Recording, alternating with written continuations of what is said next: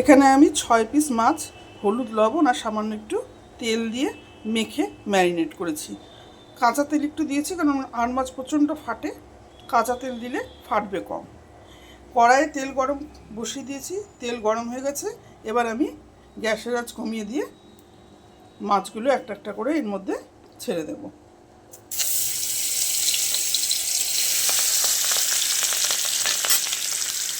মাছগুলো ভাজা হয়ে গেলে আমি ফিরে আসছি।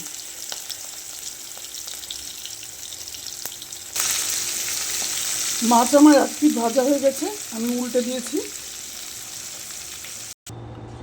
মাছ আমার ভাজা হয়ে গেছে।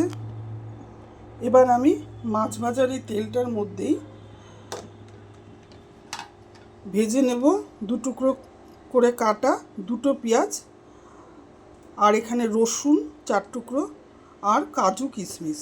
খুব কড়া করে ভাজবো না, একটু হালকা করে ভেজে নেব।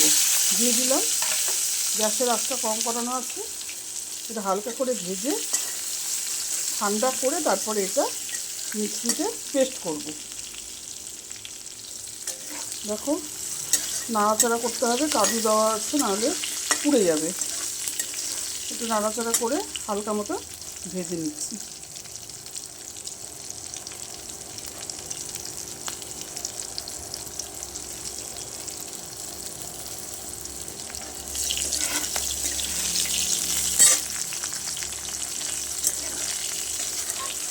এটা 2 থেকে 4 মিনিট মতো ভাজলেই হয়ে যাবে, বেশি ভাজার দরকার নেই।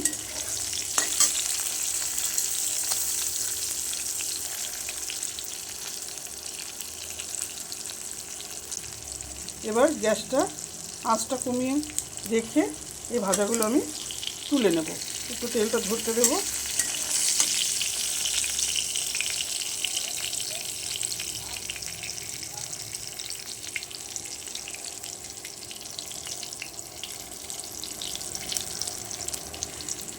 বন্ধ করে দিলাম গ্যাসের আঁচ।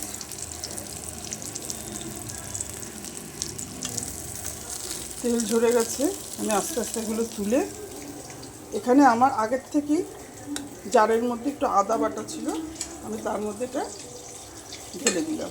ঢেলে দিয়ে এটা একটু ঠান্ডা হতে দেবো।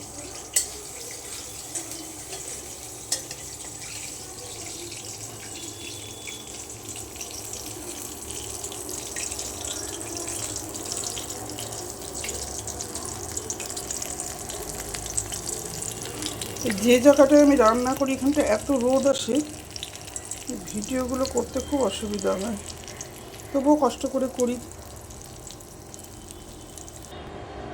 কড়াই আর একটু তেল দিয়ে নিলাম।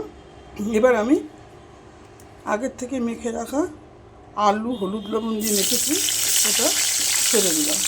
আলুটা ভাজা হতে হতে আমি মশলাটা তৈরি করে নিয়ে আসবো। আলুটা একটু নাড়াচাড়া করবো। আলুটা ভাজা হচ্ছে, ততক্ষণে আমি মশলাটা তৈরি করে নিয়ে আসবো। আলু ভাজা হয়ে গেছে, নামিয়ে নিয়েছি। এবার চলে আসবো মূল রান্নায়। কড়াই আর সামান্য 1 চামচ তেল দিয়েছি। এবার সোমবার দেবো গোটা গরম মশলা, দারচিনি, এলাচ, লবঙ্গ, সাদা জিরা। সোমবার দিয়ে নিলাম। 1 থেকে 2 সেকেন্ড একটু নাড়াচাড়া করে এবার এর মধ্যে দিয়ে দেব বেটে আনা মশলাটা। এর মধ্যে আদা, পেঁয়াজ, রসুন, কাজু, কিশমিশ যেটা আমি ভেজে নিয়েছিলাম সেটা এর মধ্যে ঢেলে দেবো। গ্যাসের আঁচ অবশ্যই কম রাখবো, কারণ কাজু আছে, তলায় লেগে যাবে।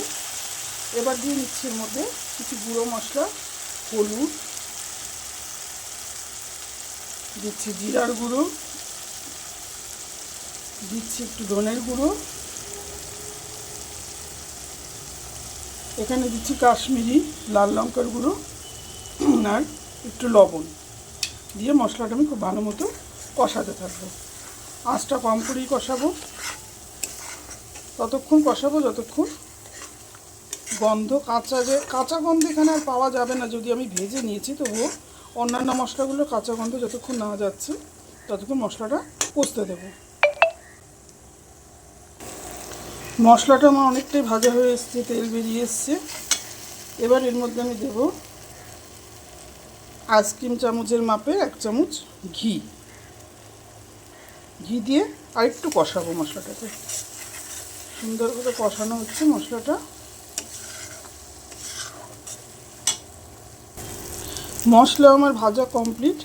এবার এর মধ্যে দিয়ে রাখছি ভেজে রাখা আলুগুলো। একটু নাড়াচাড়া করবো।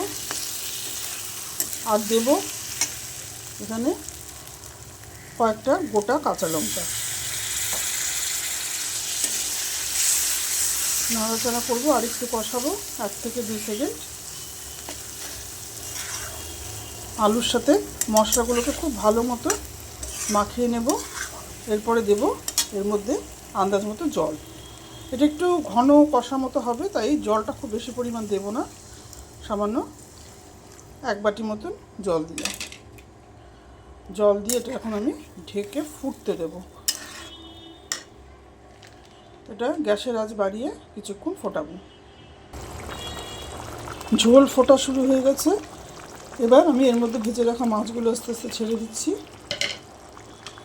এখানে আমি আর মাছের সাথে 2টো কাতল মাছের পিসও নিয়েছি, কারণ আমার বাড়িতে একজন আর মাছ খায় না, তো তার জন্য আর আলাদা করে রান্না করলাম না, এখানেই দিয়ে দিলাম। তাতে স্বাদের কোনো পার্থক্য কিন্তু একদমই হবে না। যার যে মাছ পছন্দ সে সেটা খাবে। আর দিচ্ছি একটু গরম মশলা। গরম মশলা ছড়িয়ে দিয়ে এবার ঝোলটা একটু শুকাতে দেব। ঢাকনাটা সরিয়ে নিচ্ছি। দেখো মাছটা আমার রান্না হয়ে গেছে, খুব সুন্দর একটা রঙও এসছে। এবার আমি এটা গ্যাসের আঁচ বন্ধ করে দিয়ে কড়াইয়ের মধ্যে রাখবো। এখানে আমি ঘি দিয়েছি, যেহেতু যখন পরিবেশন করব হালকা করে একটু গরম করে করে দেব। আমার এই ভিডিওগুলোর মধ্যে কিন্তু কোনো রকম এডিট করার হয় না, আমি পারি না করতে, সত্যি কথা। তোমাদের যাদের আমার এই খুব সাধারণ ভিডিও দেখতে ভালো লাগে, তারা আমার চ্যানেলটা সাবস্ক্রাইব করেছো হয়তো, তাদেরকে আমি অসংখ্য ধন্যবাদ জানাই। আর যারা করোনি তারা চেষ্টা করো আমার চ্যানেলটা যদি পারো সাবস্ক্রাইব করতে। রান্নাগুলো বাড়িতে একটু করো, দেখো, কথা দিচ্ছি খেতে ভীষণ ভালো লাগবে। গরম ভাতের সাথে বা অন্যান্য কিছুর সাথে খুবই ভালো লাগবে। আর কে কোথার থেকে দেখছো আমাকে কমেন্ট করো, আমি প্রত্যেককে ধন্যবাদ জানাবো। রান্নাটা বাড়িতে করো, তোমরা সবাই ভালো থেকো, সুস্থ থেকো।